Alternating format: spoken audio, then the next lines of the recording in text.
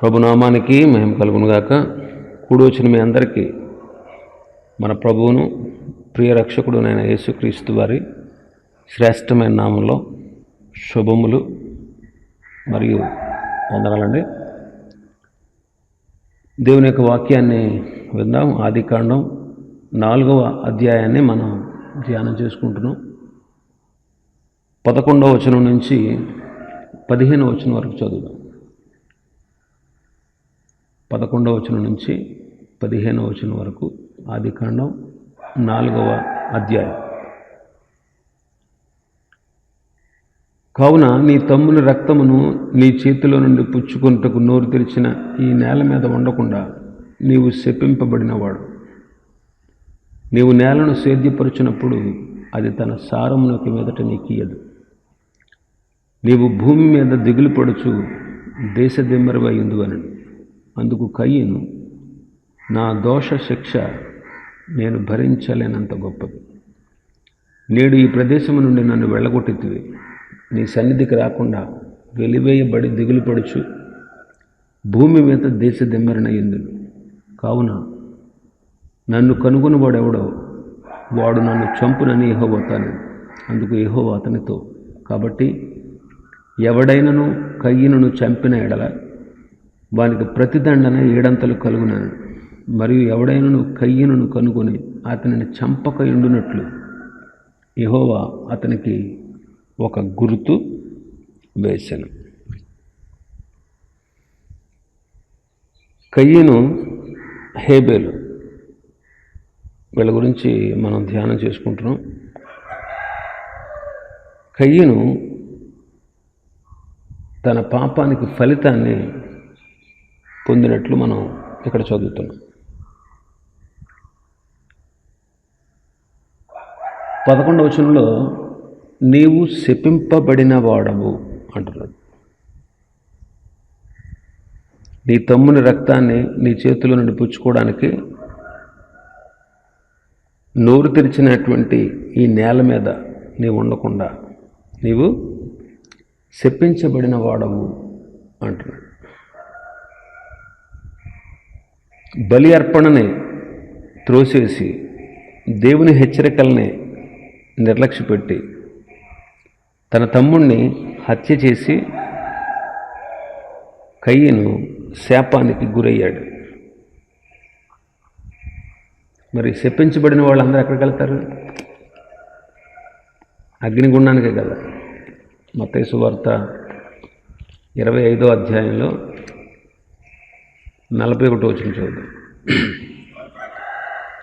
అప్పుడు ఆయన ఎడమ వైపున ఉండి వారిని చూచి, శపింపబడిన వారలారా నన్ను విడిచి అపవాదికిని వారి దూతలకును సిద్ధపరచబడిన నిత్యాగ్నిలోనికి పోవుడి. కాబట్టి శపించబడిన వారు అగ్నికి వెళతారు. దేవుని మాట వినకుండా ఆయన మాటను నిర్లక్ష్యపెట్టి ఆయన ఇచ్చినటువంటి అవకాశాలను పోగొట్టుకుని ఆయన ఇచ్చిన అవకాశాల్లో ఆయన వైపు తిరగకుండా నిత్యము పాపాలు చేస్తూ పాపిగా జీవిస్తూ పాపం వల్ల వచ్చేటువంటి శాపాన్ని నుంచి ఇంకా విడుదల పొందకుండా అలాగే ఒక వ్యక్తి మరణిస్తే చివరికి అతని స్థితి ఏంటంటే అగ్ని గంధకములతో మండుగుండంలో అపవాదికి వాడి అనుచరులకు సిద్ధపరిచింది అగ్నిగుండం. దీన్ని చాలామంది వక్రీకరిస్తున్నారు. ఏమనంటే యేసుప్రభు నమ్మపోతానంట అగ్నిగుండంలో పడేస్తాడంట, ఆయన ఏం దేవుడండి అని ఇలాగ వక్రీకరిస్తున్నారు. యాక్చువల్గా మనుషుల కోసం దేవుడు అగ్నిగుండాన్ని నరకాగ్నిని నియమించలేదు. అసలు యాక్చువల్గా ఆయన సిద్ధపరిచింది ఎవరికంటే అపవాదికి వాడి అనుచరులకి. అయితే ఈనాడు యేసుక్రీస్తు ప్రభువుని అంగీకరించకుండా యేసుక్రీస్తు ప్రభు బలి అయిపోయినటువంటి ఆ విధానాన్ని మానవులు గ్రహించకుండా చెప్తున్నా అర్థం చేసుకోకుండా మాకు యేసు ప్రభు వద్దు, మేము ఆయన అంగీకరించాం, మా దేవుళ్ళు మాకున్నారు, ఆయన మాకు అవసరం లేదు, ఆయన విదేశీ మతం, ఇలాగ రకరకాలుగా యేసుక్రీస్తు ప్రభుని అంగీకరించకుండా నిర్లక్ష్యం చేస్తూ ఉన్నారు చాలామంది. నిర్లక్ష్యం చేస్తూ ఉన్నాడు. కాబట్టి వాడి కోసం, అపవాది కోసం నియమించబడిన అగ్నికి శపించబడిన వారు కూడా వెళ్ళిపోతున్నారు. కయ్యను ఎందుకు శపించబడ్డాడు? దేవుని మాటను లెక్క చేయలేదు,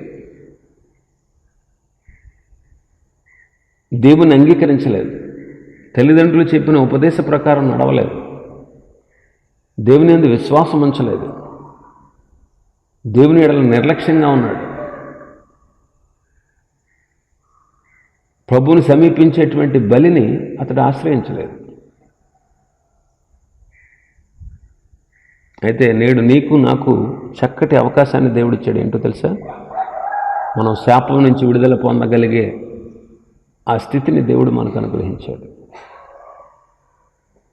మన శాపాన్ని ఆయన గ్రహించి మన కొరకు ఆయన సిలువలో వేలాడాడు. అదే మాట పౌలు గారు గలతీ పత్రికలో రాస్తున్నాడు. గలతీ పత్రిక 3వ అధ్యాయం 13-14 వచనాలు. 14వ వచనం చదువుదాం. అబ్రహాము పొందిన ఆశీర్వచనము క్రీస్తు యేసు ద్వారా అన్యజనులకు కలుగుటకై క్రీస్తు మన కోసము శాపమై మనలను ధర్మశాస్త్రం యొక్క శాపము నుండి విమోచించెను. ఇందును గూర్చి మ్రాను మీద వేలాడిన ప్రతి వాడును శాపగ్రస్తుడు అని వ్రాయబడి ఉన్నది అంటాడు. ఇక్కడ మనం బాగా గమనిస్తే అబ్రహాముకి దేవుడు వాగ్దానం చేశాడు. అన్ని జనులు కూడా అబ్రహామునందు విశ్వాసం, అబ్రహాము కుమారులు అవుతారు విశ్వాసము ద్వారా, నీ యందు అన్ని జనులను ఆశీర్వదిస్తాను అని అబ్రహాముకు దేవుడిచ్చిన వాగ్దానాన్ని నెరవేర్చడం కోసం యేసుక్రీస్తు ప్రభు శరీరధారిగా మన కోసం వచ్చి మన కోసం శాపమై అంటాడు. శాపమై అనే చోట పుట్టినోడ్స్లో 2 అని ఇంకేసి శాపగ్రాహి అయి అంటున్నాడు. అంటే మన శాపాన్ని ఆయన మీద వేసుకుని మ్రాను మీద వేలాడాడు, సిలువలో వేలాడాడు.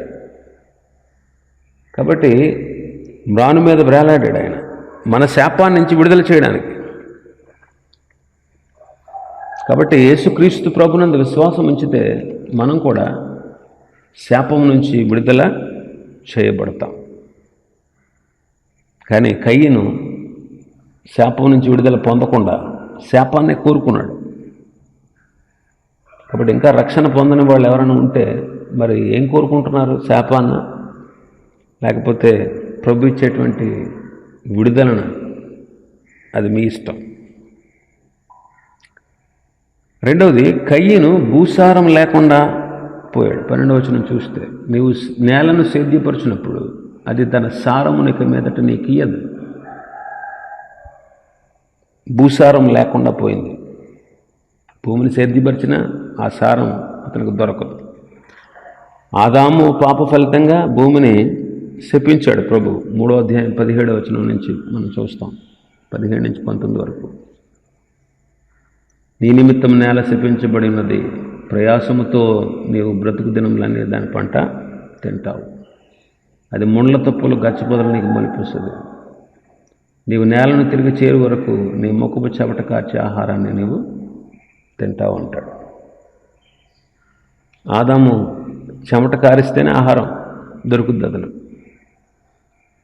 అయితే ఇక్కడ కయ్యను పాపాన్ని బట్టి ఇంకా అసలు ఫలమే ఇవ్వదంట. భూమిని దేవుడు ఎందుకు ఇచ్చాడు? నరులకు ఇచ్చాడు. ఎందుకంటే దాన్ని పండించి దాని ఫలాన్ని పొందడానికి.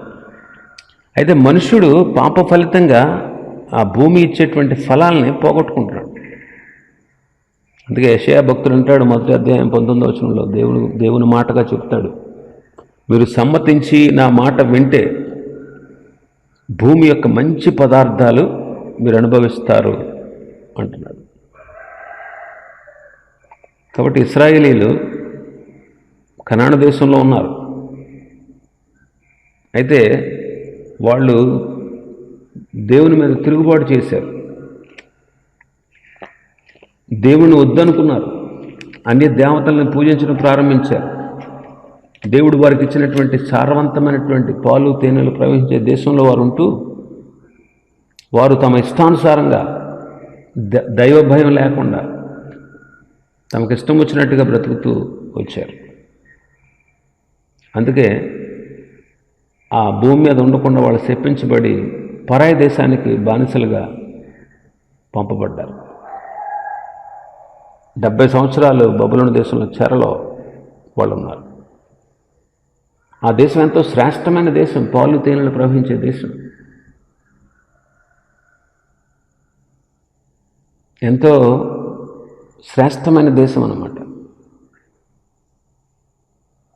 ఇశ్రాయేలీలు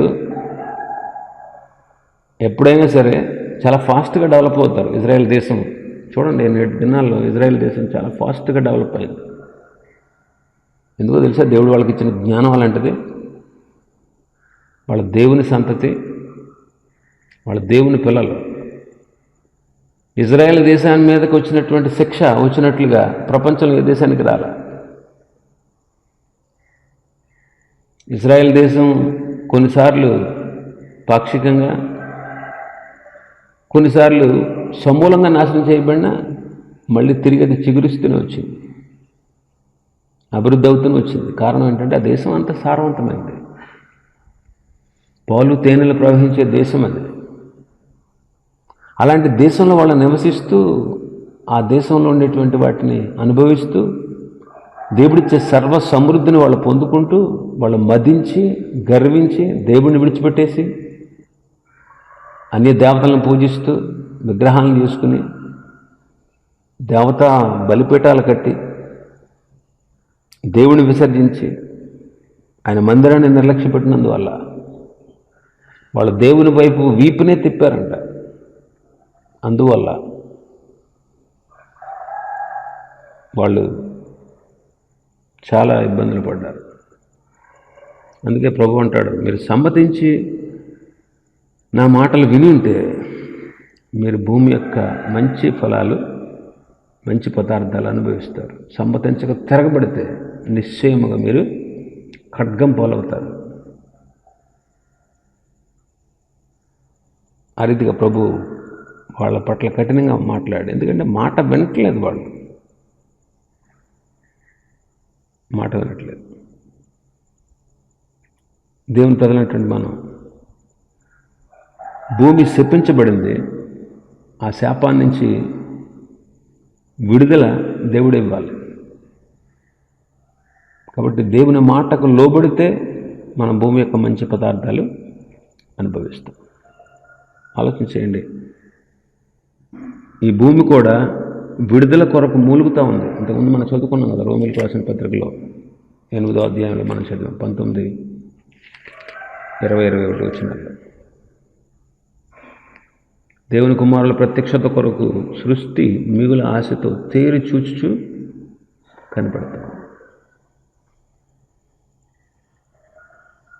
కాబట్టి సంపూర్ణ ఫలాలు భూమి పంట మనకు ఇవ్వాలి, కానీ శాపం వల్ల ఆ ఫలాలు పొందలేకపోతున్నాం. కయీను పాపాన్ని బట్టి అది ఫలం ఇవ్వలేదంట. మనం కూడా పాపముతోనే జీవిస్తూ ఉంటే, పాపాన్ని మనం కోరుకుంటూ ఉంటే, పాపంలోనే మనం బ్రతుకుతూ ఉంటే మనకు కూడా ఈ భూమి తన ఫలాన్ని ఇవ్వదు. నిజమైనటువంటి దైవ ఆశీర్వాదాలు మనం పొందుకోలేము. మూడోది, నెమ్మది లేదంట కయీనుకి. 12వ వచనం చూస్తే, నీవు భూమి మీద దిగులు పడుచు దేశ దెమ్మరివై ఎందువనను. దిగులు పడుచు, దిగులు పడుచు. యెషయా గ్రంథం 57వ అధ్యాయంలో 21వ వచనంలో మాట ఉంది, దుష్టులకు నెమ్మది ఉండదంట. దుష్టులకు నెమ్మది ఉండదు. కానీ యేసుక్రీస్తు ప్రభు నెమ్మదిని, విశ్రాంతిని కలగజేసేవాడు. ప్రయాసపడి భారం మోసుకొనుచున్న సమస్త జనులారా నా యొద్దకు రండి, నేను మీకు విశ్రాంతిని, నెమ్మదిని ఇస్తాను అంటాడు. నెమ్మదిని ఇస్తాను. కాబట్టి ఆయన ఆహ్వానానికి మనం విధేయులమై యేసుక్రీస్తునందు విశ్వాసం ఉంచితే చెప్పనశక్యము మహిమాయుక్తమైన ఆనందంతో మనం జీవిస్తాం అంటాడు పేతురు గారు. చెప్పన సఖ్యము మహిమాయుక్తమునైన ఆనందంతో మనం జీవించగలం.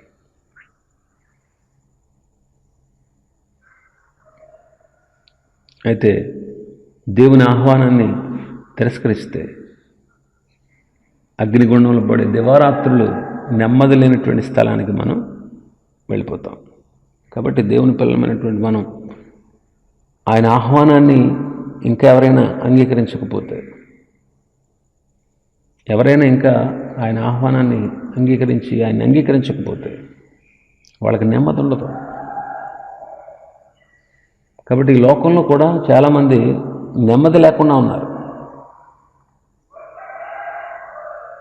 కష్టాలతో, శ్రమలతో, బాధలతో, ఇబ్బందులతో, నష్టాలతో, పోరాటాలతో, అనారోగ్యాలతో చాలామంది నెమ్మది లేకుండా ఉన్నారు.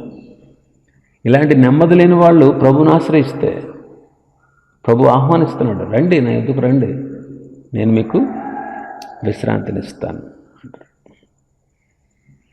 ఇంకా దేవుని పిల్లలు కూడా చాలామంది నెమ్మది లేకుండా ఉంటారు. కారణం ఏంటంటే ఆయనకు లోబడక, ఆయనకు విధేయులవ్వక, ఆయన ఇష్టాన్ని నెరవేర్చక, ఆయన ఉపదేశాన్ని త్రోసివేస్తూ. చూడండి ఒకసారి సామెతల గ్రంథం 5వ అధ్యాయం 12వ వచనం నుంచి, అయ్యో ఉపదేశం నేను ఎట్లు త్రోసివేసి తినే, నా హృదయం గద్దింపునెట్లు తృణీకరించాను, నా బోధకుల మాట నేను వినకపోతేనే, నా ఉపదేశకులకు నేను చెవియొగ్గలేదు, నేను సమాజ సంఘముల మధ్య ఉండినను ప్రతి విధమైన దౌష్ట్యమునకు లోబట్టుకు కొంచెం ఎడమైనని నీవు చెప్పుకొనుచు మూలుగుచూ ఉందువు.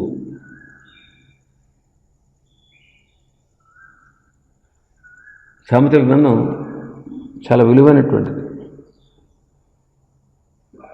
ఇవి చాలా విలువైనటువంటి మాటలు. ఇవి దేవుడు ఈ గ్రంథాన్ని బైబిల్లో ఉంచాడు. ఎందుకంటే కారణం ఏంటంటే ఇది మనకెన్నో గొప్ప విషయాలు నేర్పిస్తుంది. ఇక్కడ భక్తుడు బాధపడుతున్నాడు, ఉపదేశాన్ని నేను త్రోసివేశాను, నా హృదయంలో దేవుడు గద్దించినప్పుడు ఆ గద్దింపును త్రోసివేశాను. బోధకులు నాకు బోధించినప్పుడు నేను వాళ్ళ మాట వినలేదు. దేవుని ఉపదేశానికి నేను చెవియొగ్గలేదు. సమాజంలో ఉన్నాను, సంఘము మధ్యలో నేను జీవించాను.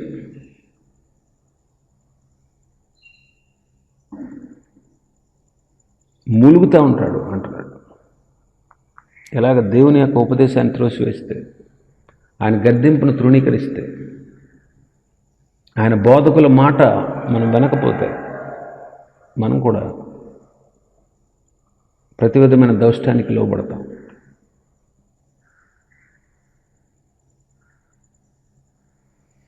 మూలుగుతూ ఉంటాం. కాబట్టి దేవుని ఎరిగిన వారు ఉపదేశాన్ని త్రోసివేయకండి, ఆయన గద్దింపును తృణీకరించకండి, ఆయన బోధకుల మాటను నిర్లక్ష్య పెట్టకండి. ఇంకా దేశదెమ్మరివై ఉందువు అంటున్నాడు. అంటే నిలకడలేని జీవితం, తృప్తి లేని జీవితం, నిలకడ లేదు. దేశదెమ్మరి, ఒక చోట స్థిరంగా ఉండడం. దేశదెమ్మరి అని ఎవరినంటారు? దేశాల పట్టుకు తిరిగేవాడిని, ఒక చోట స్థిర నివాసం లేనివాడిని, ఎక్కడ స్థిరపడలేనివాడిని దేశదెమ్మరి అంటారు.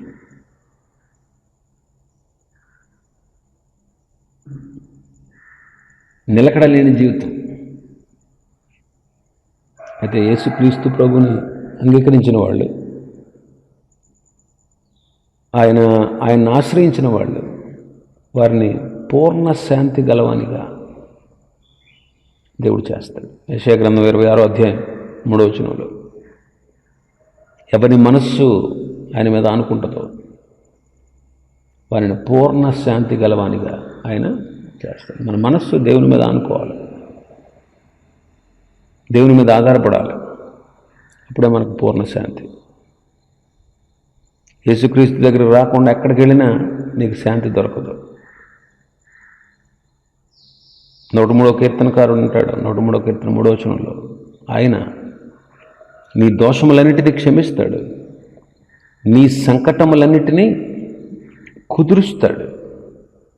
సంకటములు అంటే ఎదురయ్యేటువంటి కష్ట నష్టాలు, వాటన్నిటిని కుదురుస్తాడు ఆయన. కానీ కయ్యను దేవుని మాట వినకుండా దేశదిమ్మరై తిరుగుతూ ఉన్నాడు. ఇంకా ఐదవదిగా మనం చూస్తే 13వ వచనం అంటాడు, నా దోష శిక్ష నేను భరించలేనంత గొప్పది అంటాడు. కయ్యనే అంటాడు అన్నమాట. నిజమే, దేవుని ఆశ్రయించకుండా పాపాత్ములుగా జీవిస్తూ ఉండేవాళ్ళు, వాళ్ళు పొందాల్సిన నరక శిక్ష చాలా భయంకరమైనది. అక్కడ ఏడుపు పండ్లు కొరుకుతూ ఉంటాయి అంటాడు. చీకటి, వెలుపల చీకట్లకు త్రోసేయండి, అక్కడ ఏడుపును పండ్లు కొరుకుతూ ఉంటుంది అంటాడు మత్తయి సువార్త 22:13. అయితే ఈ నరక శిక్షను మనం తప్పించుకోవాలంటే ఆ శిక్షను భరించినటువంటి యేసుక్రీస్తును ఆశ్రయించాలి. అందుకే రోమీయులకు రాసిన పత్రిక 8వ అధ్యాయం 1వ వచనం అంటాడు, క్రీస్తు యేసునందున్న వారికి ఏ శిక్షా విధియు లేదు.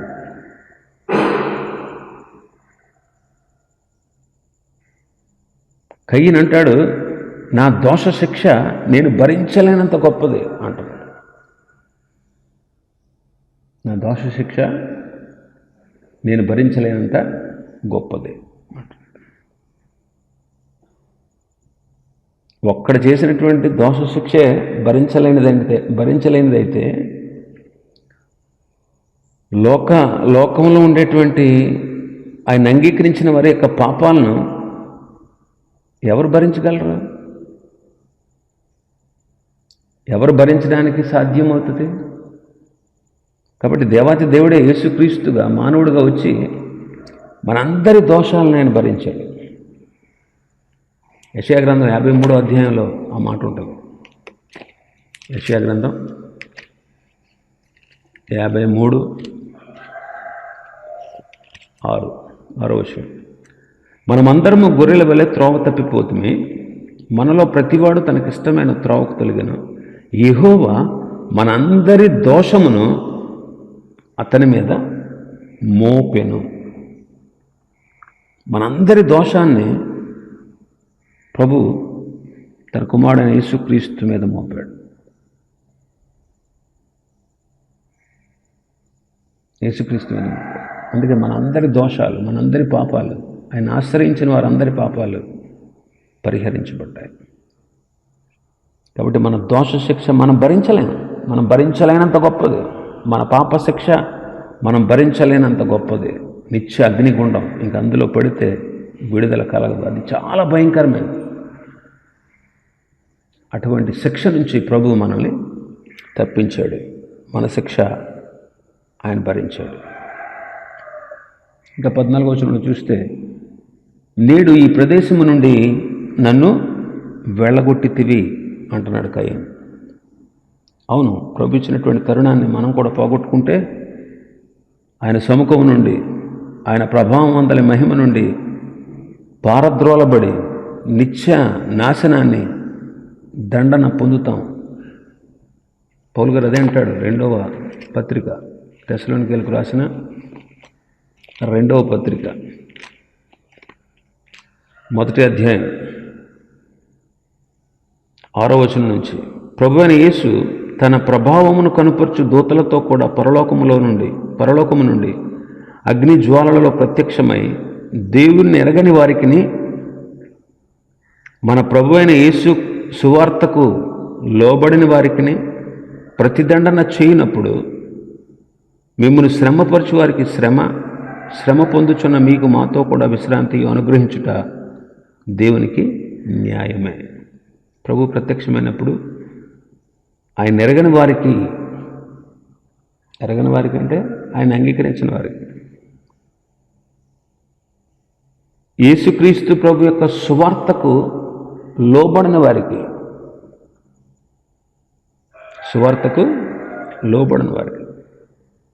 ప్రతిదండన చేస్తాడంట.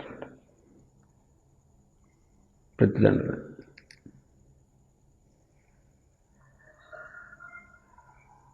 పదవచనంలో చూస్తే, ఆ దినమున తన పరిశుద్ధుల యందు మహిమపరచబడుటకును విశ్వసించిన వారందరి యందు ప్రశంసించబడుటకును ప్రభు వచ్చినప్పుడు అట్టివారు ఆయన సముఖము నుండి ఆయన ప్రభావమంతలి మహిమ నుండి పారదోలబడి నిత్య నాశనమను దండన వాళ్ళు పొందుతారు. ఎందుకంటే మేము చెప్పినటువంటి సువార్త, మేము ఇచ్చిన సాక్ష్యాన్ని మీరు నమ్మారు, వాళ్ళు నమ్మలేదు అందుకు అంటాడు. కాబట్టి దేవుని సముఖము నుండి ఆయన ప్రభావం అందలి మహిమ నుండి వాళ్ళు పారద్రోలబడతారు, వెళ్ళగొట్టబడతారు. కాబట్టి సమయం ఉండగానే ప్రభువుని ఆశ్రయించడం మనకు శ్రేయస్కరం. అందుకే పౌలు గారు అంటాడు కొరింథీ పత్రికలో 6వ అధ్యాయం 2వ వచనంలో, ఇదే అనుకూల సమయం, ఇదే రక్షణ దినము అంటాడు. ఇంకా మనం చూస్తే వెలివేయబడ్డాడు. 14వ వచనం, నీ సన్నిధికి రాకుండా వెలివేయబడి దిగులు పడుచు భూమి మీద దేశదిమ్మరినై యుందును. నీ సన్నిధికి రాకుండా వెలివేయబడ్డాడు. వెలివేయబడుట అనే పదాన్ని బైబిల్లో మొదట ఇక్కడే చూస్తాం. అంటే ఆత్మలో దేవునితో ఉన్నటువంటి సంబంధం తెగిపోయిందనమాట. అందుకే విశ్రాంతి లేదు, నిరీక్షణ లేదు. బాహ్య పరిస్థితులన్నీ కూడా, ఈ లోక పరిస్థితులన్నీ కూడా అతనికి విరుద్ధంగా కనబడుతున్నాయి, అతను తరుముతూ ఉన్నాయి. కారణం అతని పాప ఫలితమే. అందుకే ఏమంటున్నాడు, నీ సన్నిధికి రాకుండా వెలివేయబడినందువల్ల దిగులు పడుచు భూమి మీద దేశదిమ్మరినే ఉంటాను. కాబట్టి నన్ను కనుగొన్నవాడు ఎవడో నన్ను చంపుతాడు అంటాడు. మరణాపేక్ష అయినా అతనికి మరణం లేదు. చూడండి, నన్ను కనుగొన్నవాడు ఎవడో నన్ను చంపుతాడు అంటాడు. అంటే మరణాన్ని కోరుకుంటున్నాడు.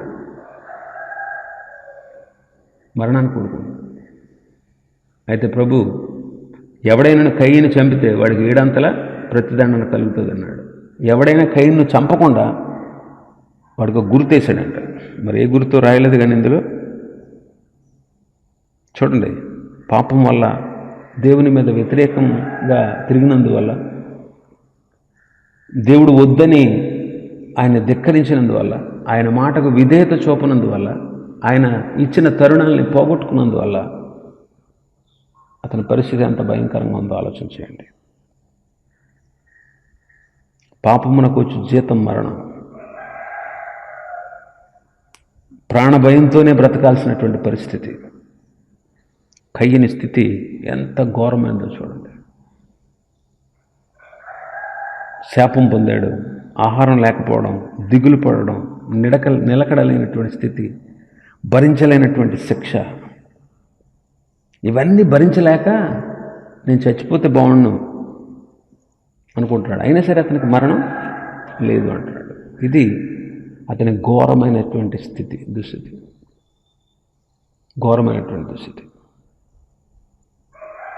కాబట్టి గమనించండి, కయ్యను లాంటి జీవితం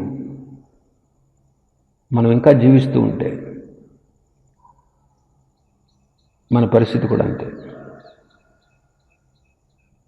అగ్నిగుండంలో పడిన తర్వాత అక్కడ అగ్ని ఆరదు, పురుగు చావదు అంటాడు. అక్కడ మరణం ఉండదు. అంటే అది తప్పించుకోవాలంటే దానికి మార్గం ఉండదు, తప్పించుకునే మార్గం. ఆలోచన చేయండి, కయ్యను తన స్థితి చూడండి. ఆదాము అవ్వలకు పుట్టిన బిడ్డలు వీళ్ళిద్దరు, కయ్యను హేబేలు.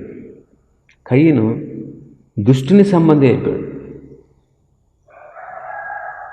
హేబేలు ప్రభువుని ఆశ్రయించి, ప్రభువు నాకు కావాలి, ప్రభువే నాకు సర్వస్వం, ఆయన చేరే మార్గం నాకు కావాలని తల్లిదండ్రులు చెప్పిన ఉపదేశాన్ని విని రక్తబలి తీసుకొచ్చి అర్పించాడు.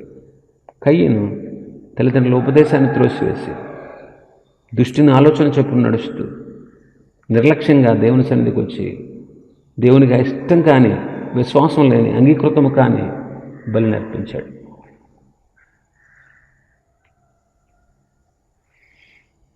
కయ్యనుకు దేవుడిచ్చినటువంటి అవకాశాలను పోగొట్టుకున్నాడు.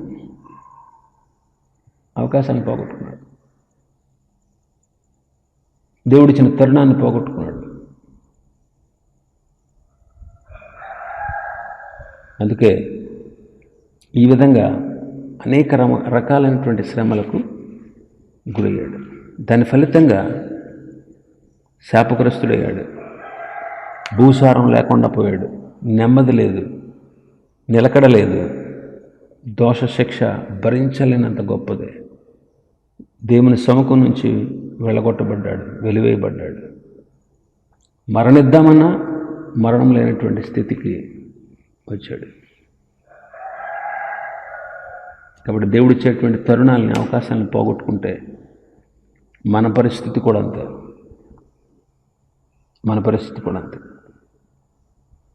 కాబట్టి ఆ విషయంలో మనం జాగ్రత్త వహించాలి. దేవుడు నీకు ఇచ్చినటువంటి తరుణాన్ని, అవకాశాన్ని పోగొట్టుకోకుండా నేడే ప్రభుని ఆశ్రయించి మన కొరకు బలి అయిపోయినటువంటి యేసుక్రీస్తును అంగీకరించి హృదయంలో రక్షకుడిగా దేవుడిగా అంగీకరిస్తే మనం విడుదల పొందగలం, దేవుడిచ్చే నెమ్మదిని పొందగలం. ఇంకా మనం చూస్తే కయ్యను సంపూర్ణంగా చెడ్డవాడు. కయ్యని యొక్క గుణం చెడ్డదే. యోహాను మొదటి పత్రిక 3:12 అతడు దుష్టుని సంబంధి అని ఉంటుంది. దుష్టుడు ఎవరు? సాతాను, అపవాది. వాడు చెడ్డవాడు.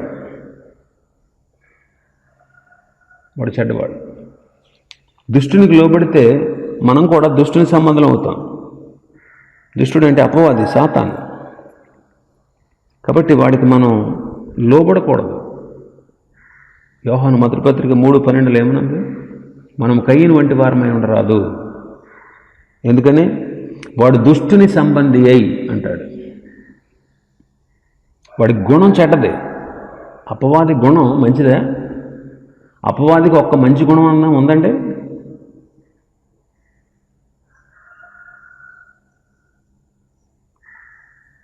ఆదికాండం 6:11-12 ఉంటుంది. భూలోకము దేవుని సన్నిధిని చెడిపోయి ఉండేను, భూలోకము బలత్కారంతో నిండి ఉండేను. దేవుడు భూలోకమును చూసినప్పుడు అది చెడిపోయి ఉండేను. భూమి మీద సమస్త శరీరులు తమ మార్గములను చెరిపివేసుకున్నారు.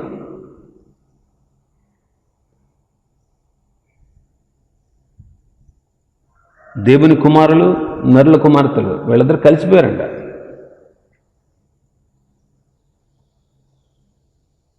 అందువల్ల భూలోకం చెడిపోయింది. ఒక విషయం గమనించండి, నీ బ్రతుకు, నీ జీవితం, నీ నడవడిక, నీ ప్రవర్తన ఎంత చెడిపోయినా బాగు చేయగలవాడు మన ప్రభు అయిన యేసుక్రీస్తు. ఆయనకు అప్పగిస్తే ఆయన బాగు చేస్తాడు. రెండోది, కయ్యను బలి చెడ్డదే. హేబెలు శ్రేష్టమైన బలి అర్పించాడని హెబ్రీ పత్రిక 11:4 చదివాం. వీడు దుష్టుని సంబంధి కయ్యను. దేవుని చిత్తాన్ని త్రోసివేసి విశ్వాసం లేకుండా భూమి పంటనే అర్పించాడు. విశ్వాసం లేదు వాళ్ళు. అందుకే రోమిలకు రాసిన పత్రికలో పౌలు గారు అంటాడు 14:23 విశ్వాసం మూలము కానిదేదో అది పాపము అంటాడు. కాబట్టి కయ్యను బలి చెడ్డదే. ఆయన గుణం చెడ్డదే, ఆయన బలి ఇచ్చిన బలి చెడ్డదే. కయ్యను పని కూడా చెడ్డే.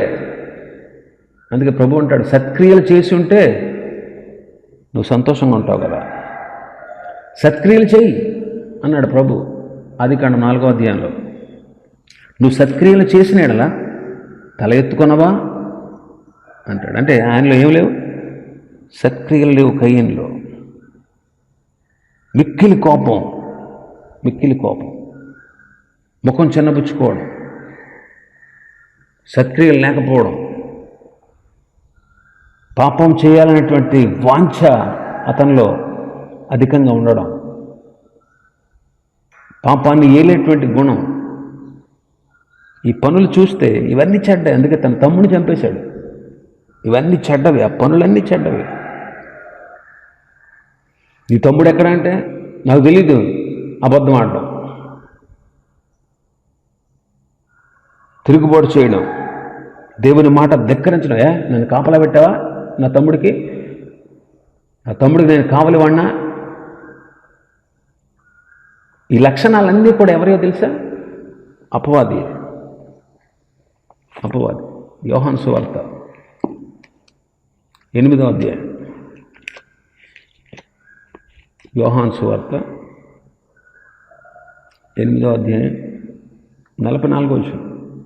మీరు మీ తండ్రి యొక్క అపవాది సంబంధులు, మీ తండ్రి దురాశలను నెరవేర్చగోరుచున్నారు. ఆది నుండి వాడు నరహంతకుడై ఉండి సత్యమందు నిలిచిన వాడు కాడు, వాని యందు సత్యమే లేదు. వాడు అబద్ధమాడినప్పుడు తన స్వభావం అనుసరించే మాట్లాడును. వాడు అబద్ధికుడును అబద్ధమునకు జనకుడునై ఉన్నాడు. అబద్ధికునికి జనకుడై ఉన్నాడు. చూడండి, అపవాది గురించి, సాతాను గురించి చెప్పినటువంటి మాటలు. నరహంతకుడు వాడు, దురాశపరుడు, సత్యమందు నిలిచిన వాడు కాదు, వాడిలో సత్యమే లేదు. వాడు అన్ని అబద్ధాలే. వాడి స్వభావాన్ని అనుసరించే మాట్లాడతాడు.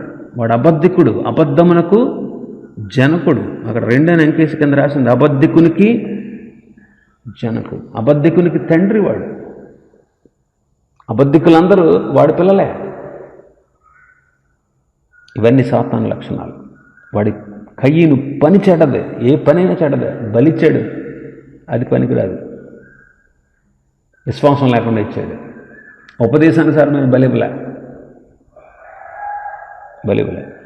కోపం అతనిలో ఉంది, సత్క్రియలు లేవు, ముఖం చిన్నబుచ్చుకున్నాడు. దేవుడు మాట్లాడినా, చూడండి 5వ వచనంలో, 4వ అధ్యాయం 5వ వచనంలో, 6వ వచనం, యెహోవా కయీనుతో, నీకు కోపమేలా, నీ ముఖం చిన్నబుచ్చుకున్నాయేమి? మాట్లాడతాడు ప్రభు. అక్కడేమి సమాధానం చెప్పాడా? 6-7 వచనాల్లో, నీ కోపమేలా, నీ ముఖం చిన్నబుచ్చుకున్నావేంటి? నువ్వు సత్క్రియ చేసిన నీళ్ళ తలెత్తుకున్నావా? సత్క్రియను చేయని నీళ్ళ వాకిట పాపం పంచుడు, నీ ఏడల దానికి వాంచగలవు, నీవు దాన్ని ఏలుదు అన్నాడు. కయీను తన తమ్ముడైన హేబెలుతో మాట్లాడు. దేవునితో మాట్లాడట్లేదు వాడు. చూడండి, ఎవరైనా పెద్దోళ్ళు తప్పు చేసినప్పుడు తప్పు చేసేవాడిని గర్దిస్తూ ఉంటే వాళ్ళు మాట్లాడరాడు, కోపం పెంచేసుకుంటారు మనసులో.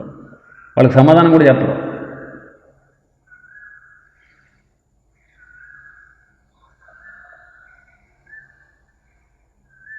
నీ తమ్ముడేటని అడిగితే, ఏమో నాకు తెలియదు, నేను ఎరగను అంటున్నాడు. నన్ను కాపలా పెట్టావా అని ఎదురు తిరుగుతున్నాడు. ఆలోచన చేయండి, వాడి పని అంతా చెడ్డదే. తన తమ్ముని చంపేశాడు. ఈ లక్షణాలన్నీ కూడా అపవాదివే, సాతానే. కయ్యను ప్రార్థన చెడ్డదే. ఇదేంటి, ప్రార్థన చేస్తారా దుష్టులు? ప్రార్థన చేస్తారు, కానీ వాళ్ళ ప్రార్థన ఏమవుద్దో తెలుసా? పాపం అవుద్ది. వాళ్ళ ప్రార్థన పాపం అవుద్ది. 109వ కీర్తనలో ఉంటుంది కాబల మాట, ఒకసారి చూద్దాం. 109:7. వాడు విమర్శలోనికి తేపడినప్పుడు దోషి అని తీర్పునందును గాక, వాని ప్రార్థన పాపమగును గాక.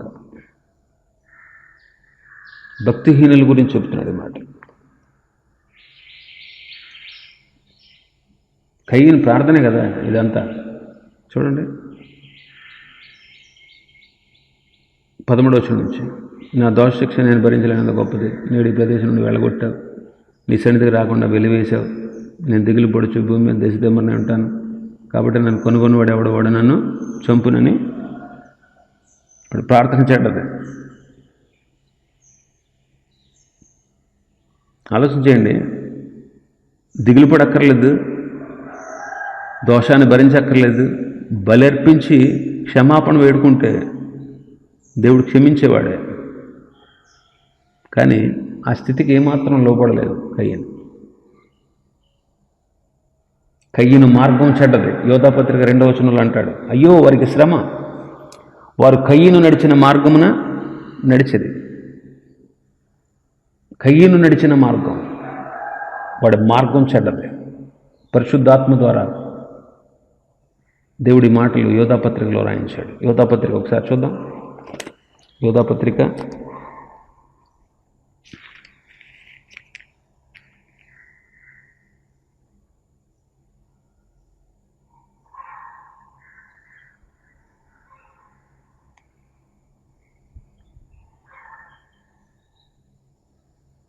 11వ చూద్దాం. అయ్యో వారికి శ్రమ, వారు కయ్యను నడిచిన మార్గమును నడిచిరి, బహుమానం పొందవలనని బిలాము నడిచిన తప్పు త్రోవలో ఆతురముగా పరిగెత్తి కోరహు చేసినట్టు తిరస్కారము చేశారు.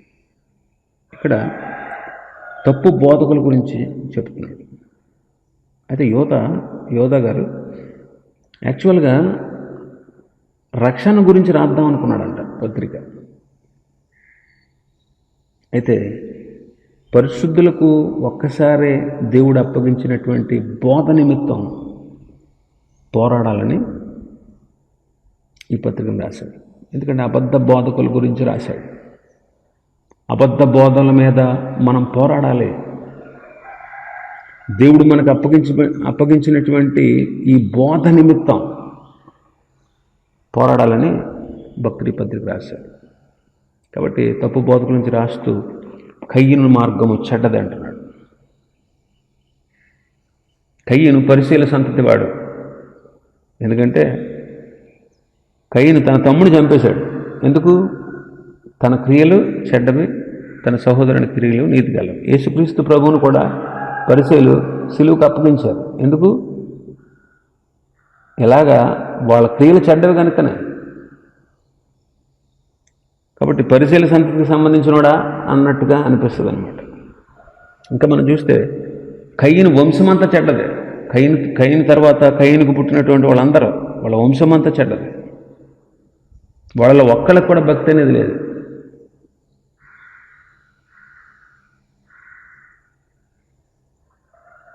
కయ్యను అంతము చెడ్డది.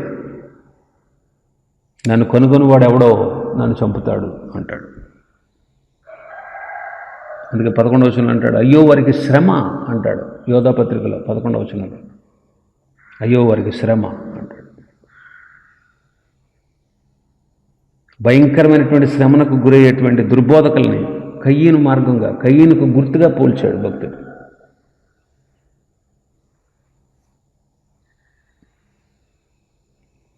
కాబట్టి కయ్యను పూర్తిగా చెడ్డబడ్డాడు.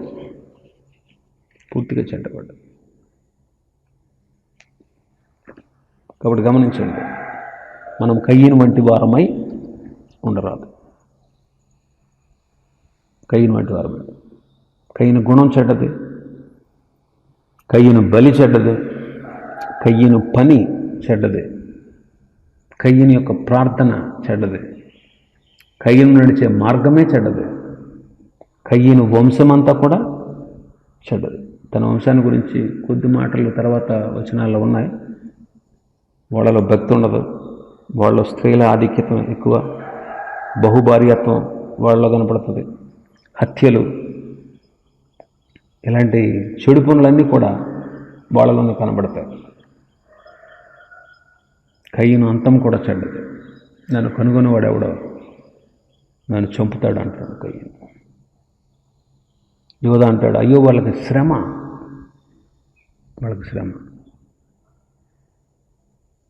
కాబట్టి కయ్యని యొక్క సమస్త విషయాల్లో చెడుగా కనపడుతుంది. కాబట్టి దేవుని పిల్లలమైనటువంటి మనం కయ్యను వంటి వారమై ఉండరాదు. ఎలా ఉన్నాం మనం? కయ్యనులా ఉన్నామా?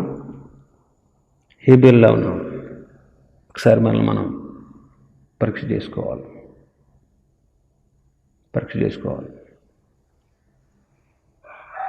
ప్రార్థన చేసుకుందాం. కృపాసత్య సంపూర్ణుడా, ప్రేమస్వరూపి, మీకు స్తోత్రాలు, స్తుతులు చెల్లిస్తున్నాం.